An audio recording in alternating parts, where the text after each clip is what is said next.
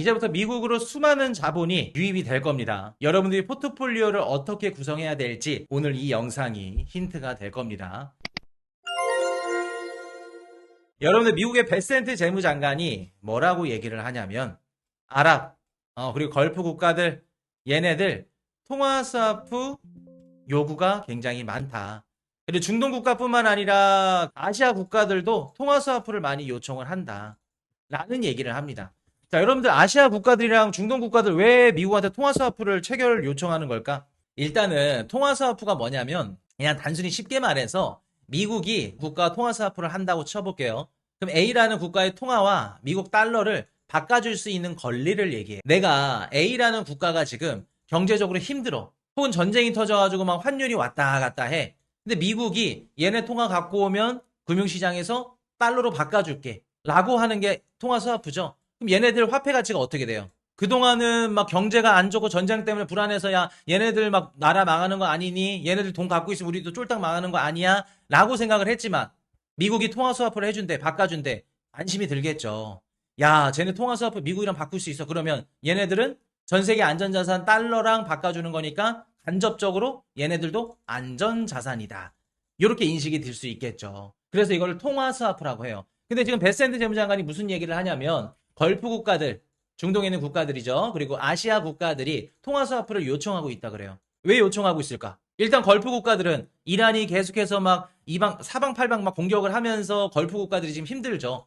걸프 국가들 입장에서 환율도 좀 많이 빠졌고 얘네들 막 그 원유 시설부터 해가지고 막 재건해제 들어가려면 또 많은 돈도 필요하고 지금 금융시장이 환경이 안 좋으니까 미국한테 야 통화스와프 좀 해줘 요청을 한 겁니다. 그럼 아시아 국가들은 어떨까요? 지금 한국 원달러 환율 지금 최근에는 좀 많이 회복을 했지만 한국, 뭐 베트남, 뭐 태국, 뭐 중국, 일본 전체적으로 환율이 좋지 않았어요.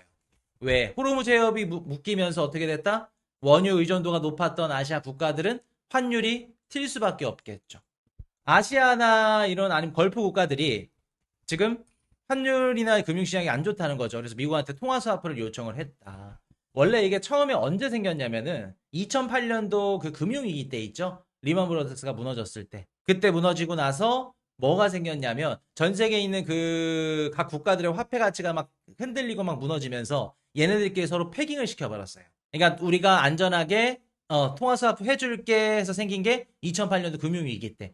그리고 2020년도 팬데믹 때도 우리 한국이랑도 그 통화스와프를 했습니다. 일시적으로 일정 기간 동안. 그래서 무언가 전 세계 경기 대공황이나 뭐가 터졌을 때 항상 미국이 통화스와프를 해줬습니다. 어떻게 보면은 기축통화의 능력이죠. 얘네들만 할 수 있는 거고. 그래서 글로벌 금융 안정을 위해서 중립적으로 이렇게 좀 도와주는 도구였어요. 근데 이게 트럼프 정부 들어와서는 어떻게 됐어요, 이게? 25년도에 트럼프 대통령이 이런 얘기를 하죠. 야, 통화스와프라는 게 우리가 너네들 해주는 게 당연한 거니? 통화스와프를 해주는데 너네는 당연한 것처럼 생각을 하고 아무런 보상도 없이 라는 얘기를 하기 시작했죠. 기존에는 그냥 지원이었어요. 왜? 우리가 전 세계 1등이야. 기축통화야. 너네들이 위험해 우리한테도 불똥 튈 수 있으니까 우리가 도와줄게. 라는 지원의 성격이었다면 작년부터 트럼프 정부 들어서고 난 이후부터는 청구서로 바뀐 거예요. 너네 통화스와프 하고 싶어? 얼마네? 너네 통화스와프 하고 싶어? 우리 에너지사, 무기사, 농산물사. 이렇게 된 거죠. 그래서 이 구조가 바뀌었습니다. 재무장관이 지금 많은 아시아 국가들, 걸프 국가들이 통화스와프를 요청하고 있다고 얘기를 합니다. 그러면 미국이 단기적으로는 뭐 해줄 수 있겠죠. 지금 상시 스왑이라고 언제든지 상시로 스왑할 수 있는 그 국가가 총 5개예요. 캐나다, 영국, 유럽, 일본, 스위스. 총 5개입니다. 얼마 전에 한국이 미국한테 통화스와프 해달라고 했었죠. 미국이 한국한테 너는 얼마 투자할 거야? 3,500억 달러 투자할게. 그럼 통화스와프 해줘. 우리가 그랬었잖아요. 근데 사실 미국 입장에서 말도 안 되는 거죠. 야, 너네 투자를 하라 했더니 통화스와프를 해줘? 말도 안 되는 소리 하지 마라. 제가 그때도 뭐라고 말씀드렸죠? 안 된다고. 현실성 없다. 지금 걸프 국가들 입장에서는 당연히 전쟁으로 해서 피해를 받았으니까 통화스와프를 해줄 가능성이 높겠죠.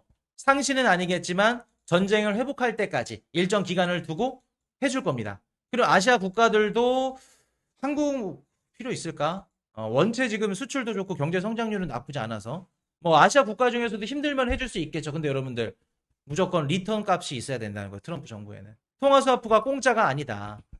에너지를 사던가, 무기를 사던가, 농산품을 사던가, 아니면 AI 인프라를 사던가, 직접 투자를 하던가. 이제는 무료가 아니다. 지원이 아니다. 자, 근데 여러분들 제일 중요한 게 있어요. 미국 입장에서 이젠 기브 앤 테이크 이제 우리 이전부터 배웠었죠. 이제는 우리가 어떤 데 집중을 해야 된다? 중동 전쟁 이제 끝났어요.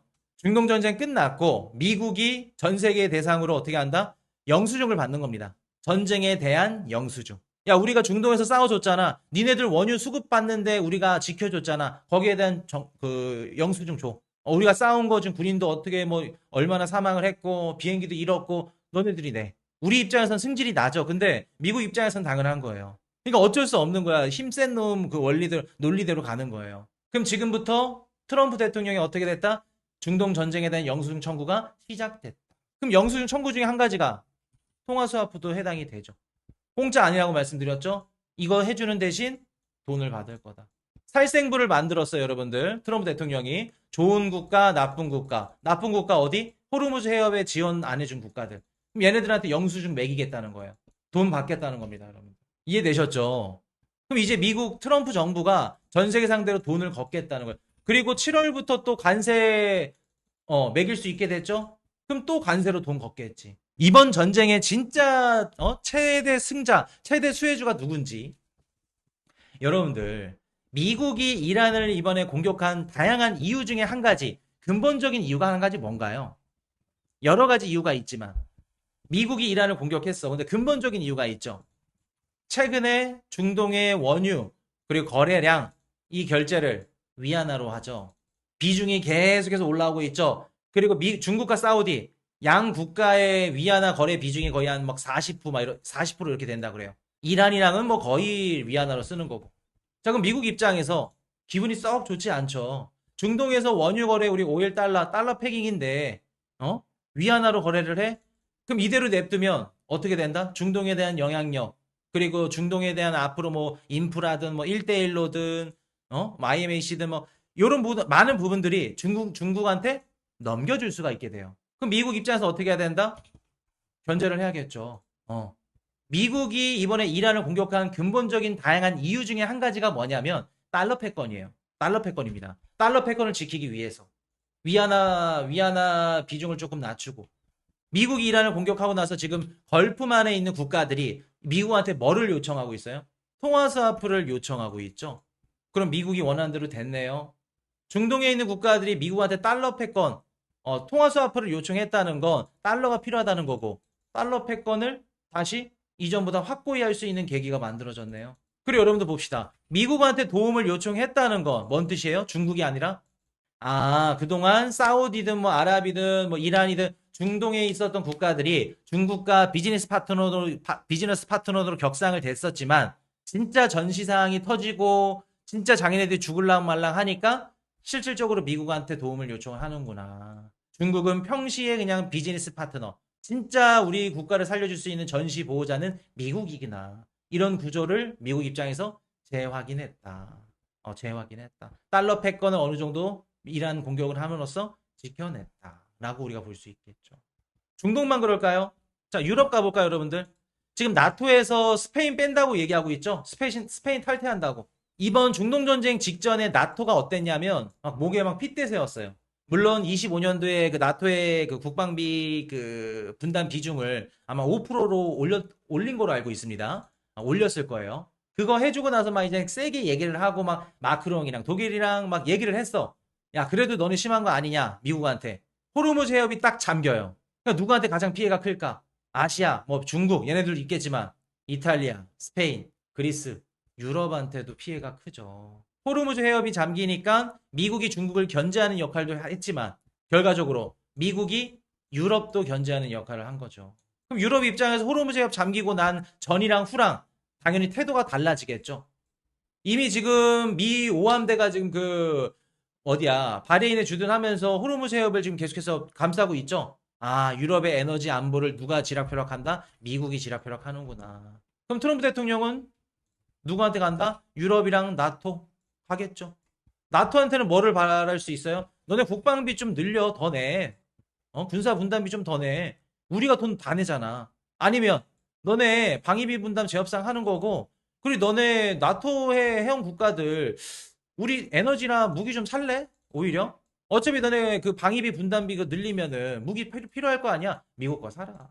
에너지 무기 팔 수 있겠죠. 에너지도 팔 수 있고. 무역이나 경제 쪽으로 또 양보할 가능성이 높겠죠. 그래서 트럼프 대통령이 지금 나토 엄청 욕하죠.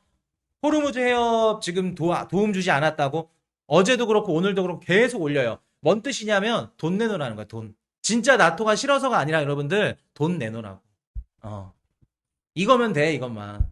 돈만 주면은 나토는 우리 친한 국가들 블랙리스트에서 제외. 삥 뜯으려고. 그래서 제가 말씀을 드렸던 게 한 1주, 2주 전부터 말씀을 드렸죠. 지금부터 어떻게 된다? 트럼프 정부, 미국이 전쟁에 대한 영수증, 결과값을 계속해서 이젠 받으려고 할 거다. 전리품을 얻으러 갈 거다. 요 얘기 드렸었잖아요, 여러분들. 여러분들 이번에 미국과 이란 전쟁으로 인해서 미국이 너무나도 많이 가져갔죠. 뭐 어떤 언론들은 막 뭐 중앙선거에서 뭐 진다, 막 지지율이 막 떨어진다, 뭐 한다 그러는데 아니요. 이제 전리품들 아마 4월달, 5월달 진짜 열심히 거둘 거거든요. 국방부 장관 막 돌아다니면서 그거 다 거두면 어떻게 될까? 미국 국민들한테 자 여러분들 제가 이번에 중동 전쟁 전쟁을 일으켜가지고 많이들 섭섭했죠, 많이들 놀라셨죠. 근데 제가 이러려고 갖고 왔던 겁니다. 여기저기 투자금 다 받고 에너지 농산품들 다 수출 막고 무기 팔고 반도체 팔고 전 세계가 우리 미국으로 자본이 몰리고 있습니다. 여러분 트럼프 싫어할까요? 미국 국민들 입장에서 우리는 싫지만 싫어할 이유는 없죠. 여러분 한 가지 한번 얘기를 해봅시다. 지금 많은 언론들이 트럼프는 이미 졌다라고 생각을 하죠. 중간선거 갈 때까지 몰라요. 11월 중간선거 갈 때까지는 뒤바뀔 수도 있어요. 어떻게 될지 몰라. 7월 달에 그 애기들 대상으로 해가지고 미국 주식 만들어서 계좌에 돈 넣어주는 거 있죠? 그거부터 시작해서 뭐 국방수급법 해서 국방 재정을 얼마나 땡기고 국민들한테 돈을 얼마나 풀지 아무도 몰라요. 아무도 모른다고. 미국이 이번 중동 전쟁을 위해서 가져간 게 너무 많다. 미국에 있는 에너지 기업들의 경쟁력도 상승을 했죠. 호르무즈 해협의 통행료 그리고 운반료가 올라갔어요. 보험료도 올라갔고 이것저것 다 올라갔어요. 그러면 자연스럽게 미국에 있는 에너지 천연가스 기업들의 경쟁력이 올라갔죠. 그리고 제일 중요한 거 이번에 중동 전쟁이 터지니까 뭐 인덱스가 쭉 올라요. 달러 인덱스가 쭉 오르죠. 그 말은 즉슨 전 세계 자본이 안전자산인 달러로 모였다는 거예요. 달러로 모였다는 건 미국으로 자본이 회귀했다는 거죠. 올해 상반기만 하더라도 여러분들 증시 차트 다 열어놓으세요. 인베스트만큼 들어가셔가지고 각국 증시별 순위표, 상승표 하면은 코스피가 1등이에요. 그리고 다 상단에 신흥국들이에요. 미국이 아마 20등 거의 근처에 가까이 갈 겁니다. 18등, 19등 정도 될 거예요.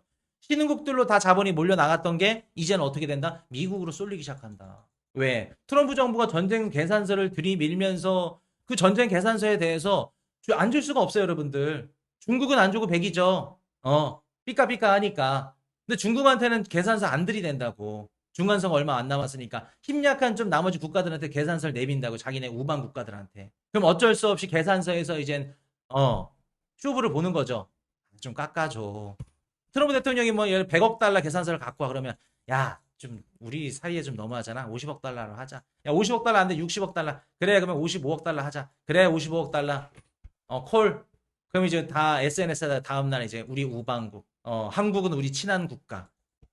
아주 그냥 장사꾼 놈이죠. 응? 이래서 트럼프가 싫어요. 뭐 미국이 싫어요. 라는 게 아니라 우리는 개인 투자자잖아요. 그리고 여러분들이 지금 코슈경제 채널 방송을 보시는 이유는 어찌됐든 간에 주식이든 코인이든 돈을 벌려고 보시는 거잖아, 방송을. 그럼 우리 개인 투자자 입장에서는 이러한 맥락들을 잡고 어디에서 어디로 돈이 몰리겠구나.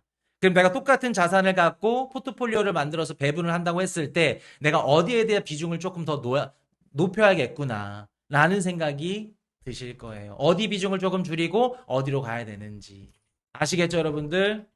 그래서 4월달 다시 한번 말씀드리지만 4월부터 5월 어떻게 된다? 트럼프 대통령 미국의 전쟁 계산서 내밀면서 돈을 걷는 구간이 될 거라는 거.